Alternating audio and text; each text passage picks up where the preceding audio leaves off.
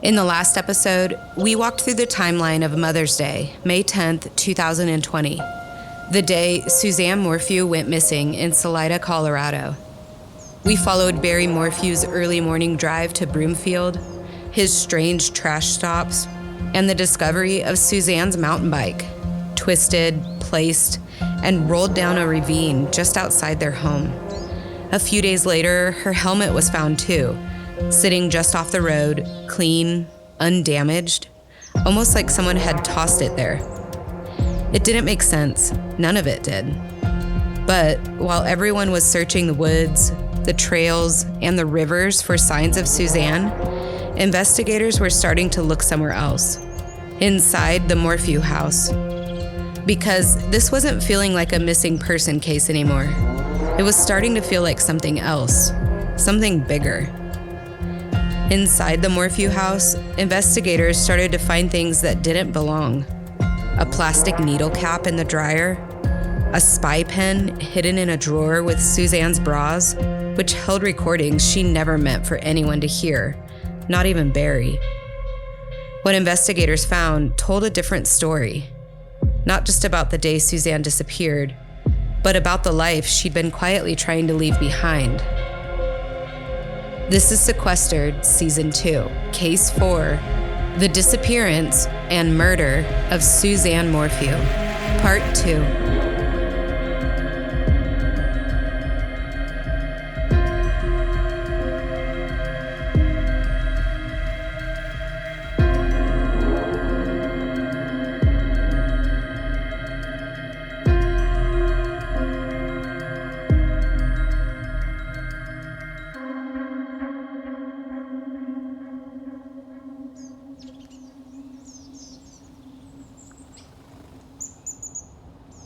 In the days that followed Suzanne Morphew's disappearance, the search expanded, and so did the suspicion.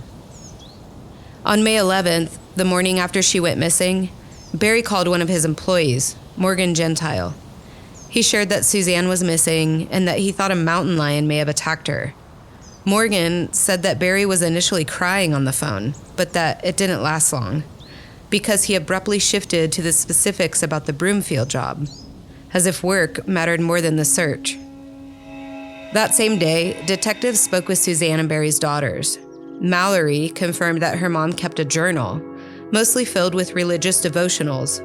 She also described her mom's bedding in detail, light blue sheets with a brown and reddish comforter. During Macy's interview, she admitted what investigators had already begun to suspect. Her parents argued a lot. They weren't doing well, and their relationship was getting to a point where they shouldn't be together. Macy told detectives both her parents had been in what she described as an, quote, unsafe place emotionally, end quote. And she confirmed they'd been discussing divorce. Later that day, detectives obtained a warrant to search the property, and near the east side of their 3-car garage, they found what appeared to be blood on a work apron. The next day, May 12th, something else strange happened. Around 8 o'clock in the evening, Barry was seen digging through the trash at a small gas station and market outside of Salida, a place called Pancha Market. It's the kind of place you'd stop for fuel, maybe grab a made-to-order sandwich, or pick up a few basics on your way through. For the Morphews, though, Pancha Market was about 5 miles from Salida, right at the crossroads of Highway 50 and 285, so it would not be far, nor unusual, for Barry to stop there. But what he was doing while he was there did not make sense. I mean, think about it. At this market, you're either a traveler or a local, and there's just a normal-looking guy digging through the trash outside at 8 o'clock in the evening. As fate would have it, an officer happened to stop in. When he approached Barry, he told the officer he was trying to write down a description of what Suzanne might have been wearing when she disappeared. But he didn't mention her eye color, or her hair, or her height. Okay, not the kind of response or details you'd expect from a husband who's desperate to help find his wife. None of it added up. By May 13th, investigators were photographing scratches on Barry's arms and hands. These were not fresh injuries. They were clearly several days old and already healing. And that was the same day search teams found Suzanne's helmet. Remember, it was found off the highway, nearly a mile in the opposite direction from where her bike had been found. And nearby, officers find tire tracks. Each imprint was carefully cast and documented and saved for comparison. Piece by piece, investigators were starting to see the outlines of something deliberate. Not random, not accidental. And while Barry was filing for guardianships, selling assets, and moving forward without Suzanne, investigators continued moving forward too. Because Suzanne wasn't just missing, and Barry, he wasn't acting like a man who wanted her found. The signs were starting to reveal something deeper.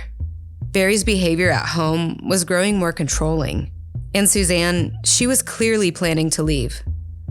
The way Barry kept moving forward, filing paperwork, selling off assets, it was as if he already knew Suzanne wasn't coming back. And then, just over a week later, investigators found something else, something hidden inside the Morphew home. On May 20th, while searching Suzanne's closet, they came across a small cloth bin. Inside, mixed with her bras, they found a spy pen. That pen held secret recordings and revealed male voices, Barry Morphew's and Jeff Libler's. So who was Jeff? Turns out, Jeff wasn't just some friend. He was a man Suzanne had reconnected with back in 2018, the same year the Morphew family moved from Indiana to Colorado. Jeff and Suzanne were former high school classmates from Alexandria, Indiana. They hadn't been in contact for years, but Suzanne found Jeff on LinkedIn, and what started as friendly conversations slowly became something more. Over time, it turned into an emotional affair, and eventually a physical one. By the time Suzanne disappeared in May of 2020, they'd been communicating regularly for nearly 2 years through text messages, secret emails, and phone calls. Some of those conversations were captured on Suzanne's spy pen. The conversations between Suzanne and Jeff were intimate, loving. It was proof that Suzanne wanted something more, something beyond Barry. But the recordings with Barry, those sounded starkly different. These recordings captured raised voices, control, and confrontation. Through texts, through recordings, through quiet warnings to friends, Suzanne's life was starting to come into focus. She hadn't just vanished. She hadn't just gone missing. She'd been trying to leave, and investigators were starting to believe that Barry couldn't let her.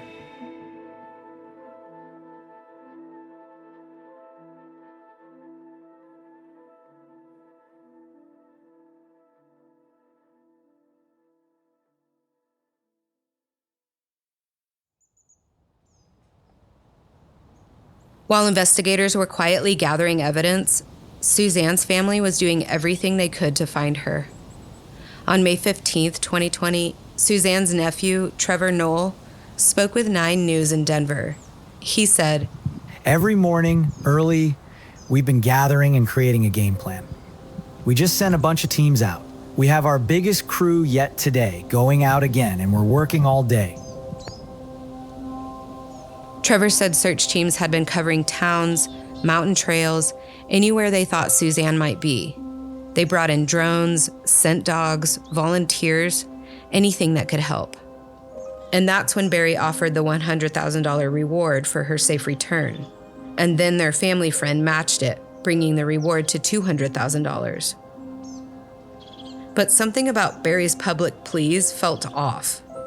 Remember that video message to Facebook the family posted of Barry begging for Suzanne's return? "Oh, Suzanne, if anyone is out there that can hear this, that has you, please, we'll do whatever it takes to bring you back. We love you, we miss you, your girls need you. No questions asked. However much they want, I will do whatever it takes to get you back. Honey, I love you. I want you back so bad." It's so unclear exactly who Barry was talking to in this video. Was this aimed at Suzanne? at her kidnappers? Or was the whole thing purely performative? We have lots of thoughts, and would love to hear yours too. Even back then, people watching the video felt something wasn't right. Here are a few of the comments from when the video was originally posted. He doesn't directly speak to Suzanne, but to, quote, anyone out there that can hear this, end quote. Meaning, he knows she can't hear it because he killed her. Good news, Barry. They figured out what happened to her. Now rot in prison. Many of us knew, after seeing this pathetic effort on his part, that she was dead and he did it. It's so sad. His overly wrinkled forehead betrays authentic sadness and despair. And then there were multiple people pointing out something else. We've posted this video on our website, sequesteredpod.com, if you want to see it for yourself. In his plea, Barry is shaking his head no almost the entire time he's speaking. A lot of people took that as a sign of deceit. On May 22nd, 2020, 12 days after Suzanne vanished, law enforcement shifted their focus.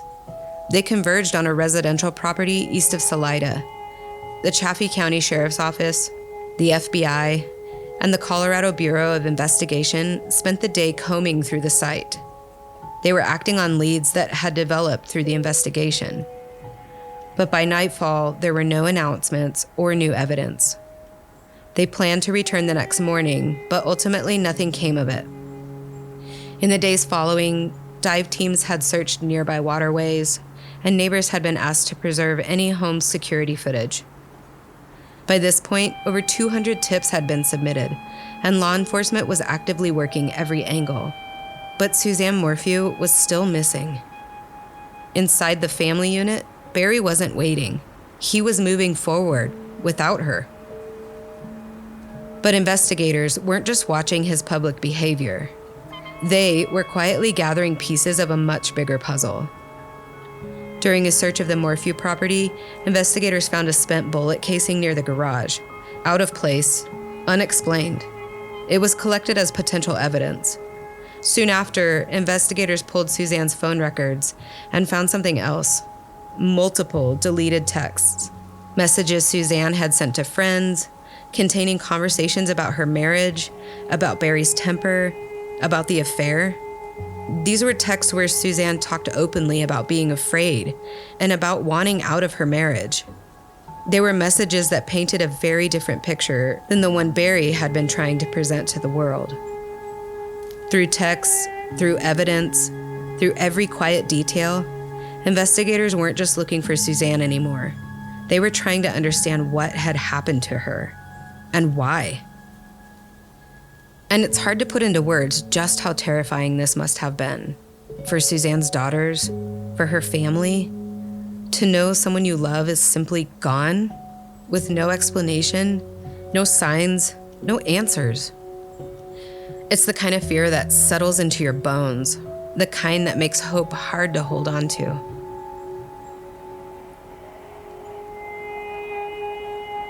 On May 5th, 2021, nearly 1 year after Suzanne disappeared, Barry Morphew was arrested.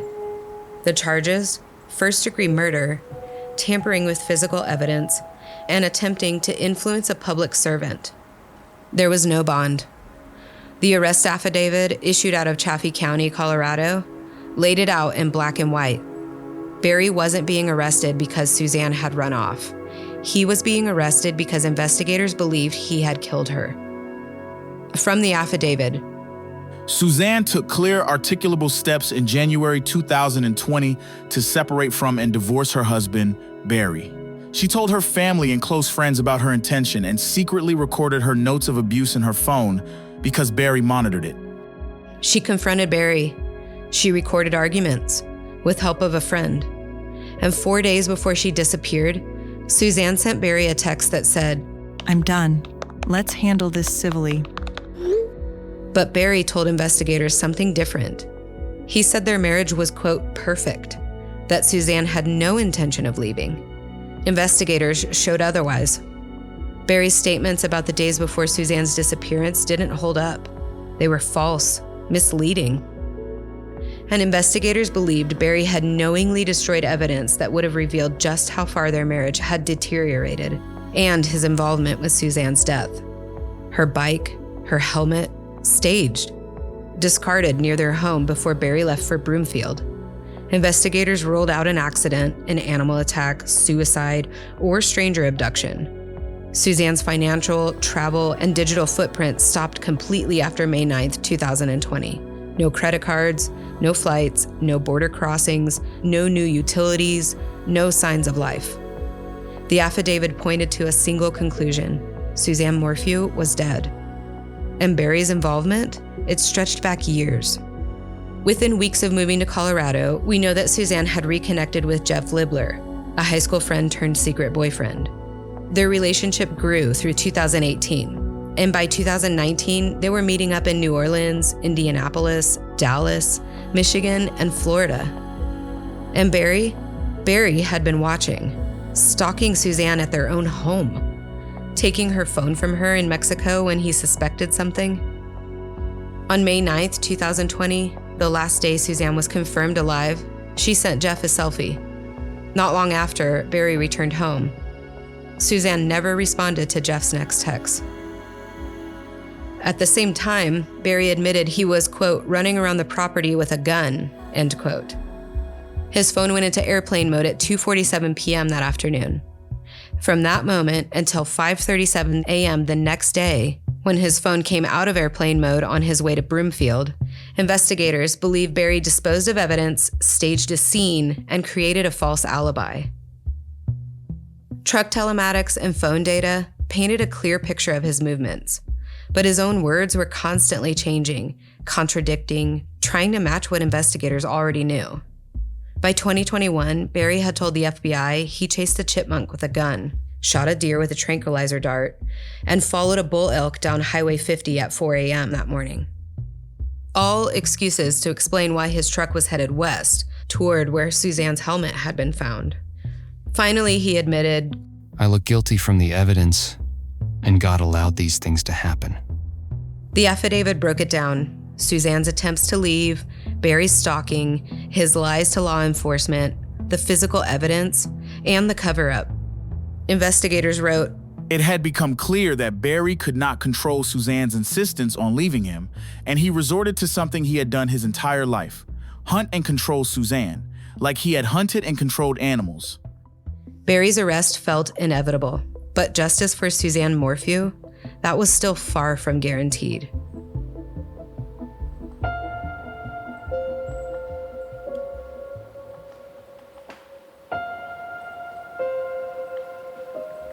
On part 3 of this case, what happens when an arrest isn't the end of the story? Because Barry Morphew's arrest wasn't the end. It was just the beginning of a legal saga filled with twists, dropped charges, missing evidence, and ultimately more heartbreak for Suzanne's family. We'll take you through the court battles, the prosecutor's mistakes, the evidence that unraveled, and the moment investigators finally found Suzanne's remains.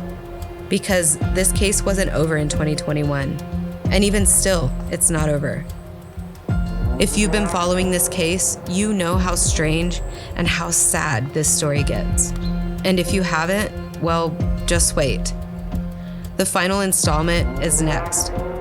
To see photos, documents, and videos from this case, visit sequesteredpod.com. And if you have any thoughts on this case, or any we've covered, we'd love to hear from you. Follow us on Instagram at sequesteredpod, or send us a note through our website. We always love to respond. Thanks for listening. We'll see you next time.